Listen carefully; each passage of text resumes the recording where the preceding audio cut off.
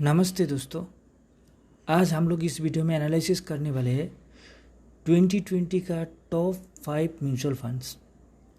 Top 5 mutual funds में से fund एक नंबर फंड हम लोग एलिसिस कैटेगरी से चूज़ करेंगे और वो है मिरी एसेट टैक्स सेवर फंड। उसका ग्रोथ आप लोग देख सकते हो। उसका ग्रोथ चार्ट ये बताता है कि ये बहुत ही ग्रोथ स्टॉक्स है, मतलब बहुत अच्छे तरीके से ये ग्रो करते हैं। तो ये एक एलिसिस फंड है, आप देख सकते हो। इसका ग्रोथ चार्ट बहुत अच्छा है, इसका रेटिंग है 5 स्टार और उसका फंड साइज 10,000 से बहुत कम है, मतलब 3,500 करोड़ ओनली। अगर फंड साइज 10,000 से कम होता है तो उस फंड को एलोकेट करना, उस फंड को ग्रोथ अपॉर्चुनिटी बहुत ज़्यादा बढ़ जाता है। तो इसलिए मुझे उस फंड पसंद है जिस फंड का फंड साइज 10,000 करोड़ से कम हो। और देख सकते हो आप, इसका जो रेटिंग है वो रेटिंग है 5 स्टार और मुझे 5 स्टार वाला स्टॉक्स बहुत पसंद है। और चलिए आगे देख लेते हैं इसका होल्डिंग। इसका होल्डिंग जो है वो बहुत लार्ज कैप कंपनी में है।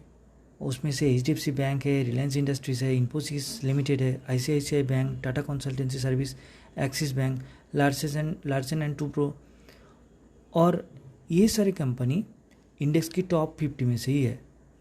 तो ये जो स्टॉक है बहुत सेफ हो गया है और इसका जो रिटर्न होगा ये रिटर्न कंसिस्टेंट होगा। और आप अगर लॉन्ग टर्म में होल्ड करते हो तो इस फंड से आप बहुत अच्छा रिटर्न एक्सपेक्ट करके ही चल सकते हो। इसका एक्सपेंस रेशियो, एग्जिट लोड भी देख लेते हैं। इसका एक्सपेंस रेशियो है 1% से कम, और मुझे जो म्यूचुअल फंड का एक्सपेंस रेशियो 1% से कम है वो वाला म्यूचुअल फंड मुझे बहुत पसंद है। उसका एग्जिट लोड देख लो, नील है, मतलब कोई एग्जिट लोड नहीं है। तो ये सारा खूबियाँ, मतलब एक्सपेंस रेशियो बहुत ही कम है, इसका एग्जिट लोड भी नहीं है, जीरो है एकदम।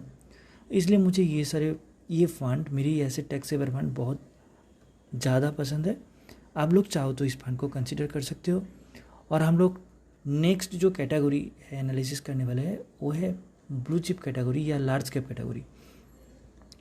तो लार्ज कैप कैटेगरी से मैंने पसंद किया है एक्सिस ब्लू चिप फंड को। ये जो एक्सिस ब्लू चिप फंड है आप देख सकते हो, ये एक लार्ज कैप कैटेगरी में आता है। इसका ग्रोथ चार्ट देख सकते हो, बहुत ही अच्छा है। 5 स्टार रेटिंग वाला म्यूचुअल फंड है। हालांकि इसका जो फंड साइज है ये 10,000 करोड़ से ज़्यादा है, क्योंकि मैंने पहले बोला था कि मुझे वही म्यूचुअल फंड पसंद है जिसका फंड साइज 10,000 करोड़ से कम हो। पर ये एक्सिस ब्लू चिप फंड, इसका फंड साइज 10,000 से ज़्यादा होने के बावजूद इसका फंड मैनेजर इस फंड को इतने अच्छी तरीके से मैनेज करता है कि आप भी इसे निवेश करना चाहोगे और आप भी फोर्स हो जाओगे कि मैं भी इस फंड में निवेश करूं। तो चलिए देख लेते हैं एक्सिस ब्लू चिप फंड का और सारा जो खूबियाँ है। उसमें से पहले देख लेते हैं हम लोग रिटर्न। जब ये कैटेगरी का जो रिटर्न है आप देख सकते हो, जब ये कैटेगरी रिटर्न -16.9% है, तब ये फंड दे रहा है 8.5% 1 ईयर में। अगर ऑल टाइम की बात करके चलो तो अभी तो ये फंड 14.2% दे रहा है। मतलब आप सोच सकते हो कि आप अगर लॉन्ग टर्म में होल्ड करोगे तो ये कितना परसेंट रिटर्न देगा। और रैंक विथ इन कैटेगरी, आप अगर 5 साल की बात करके चलो तो भी रैंक है 1, अब अगर 3 साल की बात करके चलो तो भी रैंक है 1, और 1 ईयर की बात करें चलो तभी इसका रैंक थोड़ा सा बढ़ गया है, रैंक 4 हो गया है। पर जैसे ही पेंडेमिक का सिचुएशन ठीक हो जाएगा तब इसका रैंक में सुधार आएगा। आई होप इसका रैंक वापस से 1 हो जाए।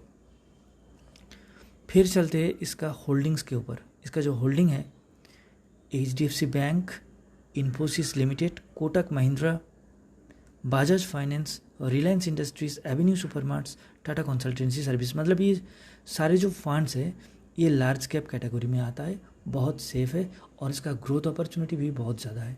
तो इसलिए ये फंड मेरा बहुत पसंदीदा फंड है। और ब्लू चिप कैटेगरी में मुझे बोले कि कोई फंड सिलेक्ट करे, क्योंकि मैं भी इस फंड में निवेश करता हूँ, तो मैं एक्सिस ब्लू चिप फंड को ही चूज़ करूँगा। और फिर चलते हैं 3 नंबर फंड की तरफ।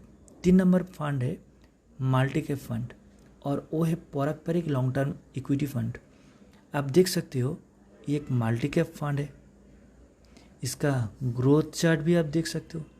3 ईयर में इसका ग्रोथ चार्ट ही बोलता है कि ये कितना बुलिश म्यूचुअल फंड है।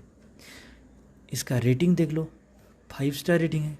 फंड साइज देख लो, 3500 करोड़ है। मतलब सारे जो चीज़ मुझे चाहिए लॉन्ग टर्म एक फंड को होल्ड करने के लिए, वो सारे खूबियाँ इस पारंपरिक लॉन्ग टर्म इक्विटी फंड में है।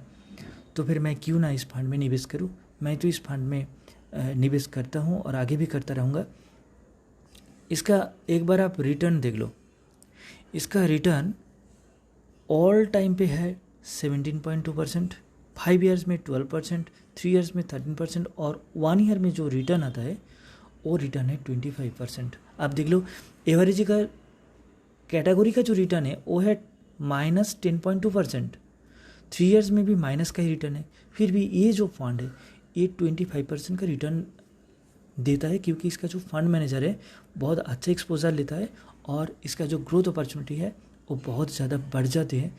और फिर एक चीज़ देखो, आप कोई ऐसा फंड मुझे दिखाओगे जो 1 साल में हो, 3 साल में हो या 5 साल में हो। रैंक विथ इन कैटेगरी 1 है उसका, मतलब वो 1 नंबर फंड है। तो ये है पारंपरिक लॉन्ग टर्म इक्विटी फंड जो rank with in category number 1 position पर है। और चलते हैं देख लेते हैं इसका होल्डिंग्स क्या क्या है। इस फंड का एक खुफिया है कि ये बहुत ज़्यादा फंड में इसका एक्सपोजर नहीं रखते। लगभग ये 23 फंड में इसका एक्सपोजर रखता है और ये सिर्फ इंडियन फंड में एक्सपोजर नहीं रखते, मतलब वर्ल्ड का जो फंड है इसमें भी एक्सपोजर रखते हैं। आप देख सकते हो Amazon USA, alphabet INC class C मतलब जो गूगल है, आप देख सकते हो फेसबुक। ये सारे वर्ल्ड क्लास कैटेगरी स्टॉक्स है जिसमें निवेश करते हैं। और इसके बावजूद भी ये जो फंड में निवेश करते हैं वो है HDFC bank, Bajaj holdings and investment limited, hero MotoCorp, persistent system limited, IDC limited, Mphasis limited.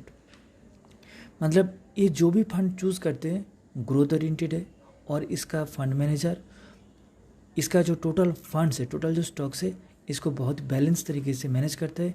इसलिए इसका जो रिटर्न आता है ये बहुत ही ज़्यादा, बहुत ही अट्रैक्टिव रिटर्न आता है। तो आप लोग चाहो तो इस फंड में निवेश कर सकते हो।